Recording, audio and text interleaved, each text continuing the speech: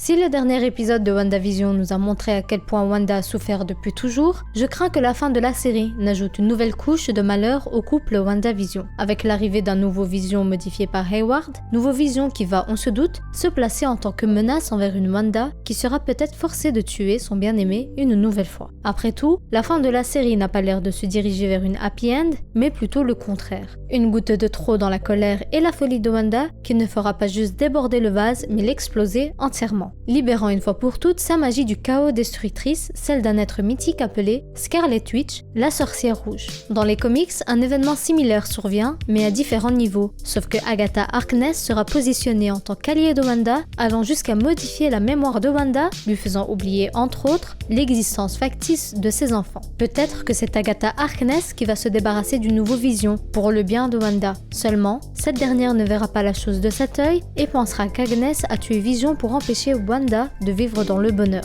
Ce qui placera Agatha Harkness en tant qu'ennemie de Wanda, là où Agatha voyait une potentielle alliée. Toutefois, une autre possibilité existe, celle de la fusion des deux visions. Après tout, le nouveau corps de Vision semble fonctionnel et il ne lui manquerait plus qu'une conscience, un état d'esprit, une âme, ce qui peut être retrouvé dans le Vision de la bulle de Wanda, qui semble correspondre en tout point à l'ancien Vision. Après tout, ce Vision est le fruit de l'imagination de Wanda, comment elle se souvient de lui et comment elle souhaitait qu'il revienne. L'ayant aimé pour ce qu'il était entièrement, le Vision de la bulle de Wanda n'a pas été modifié. Il est une représentation pure du Vision qu'on a connu sans sa mémoire. Une mémoire qui, malgré la fusion des deux Visions, ne pourra peut-être pas être récupérée. Une possibilité reste alors existante, celle de la récupération de la mémoire de Vision et de ses anciennes données grâce à Shuri. En effet, cette dernière dans Avengers Endgame avait selon moi fait une sauvegarde de la conscience de Vision, des données qui se trouvaient dans la gemme de l'esprit. Il ne lui restait pas beaucoup de temps pour finir cette sauvegarde avant que les ennemis ne débarquent, et selon moi, elle a eu le temps de la finir,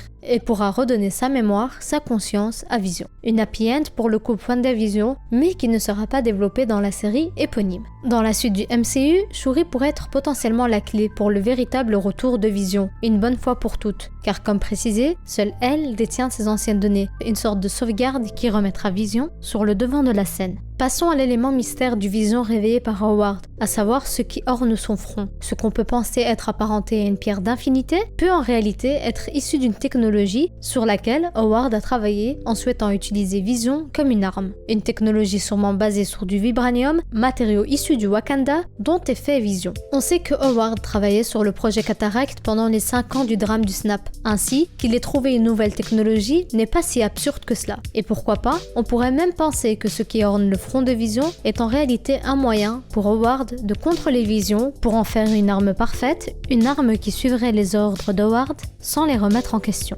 Voilà, c'est sur ces petites théories que je vous laisse. On va reprendre les vidéos à un rythme très régulier, une vidéo tous les 2-3 jours. Le MCU, le Marvel Cinematic Universe est reparti et la chaîne avec. Abonnez-vous et activez la cloche pour être notifié lors des sorties de vidéos et partagez-moi vos idées dans les commentaires.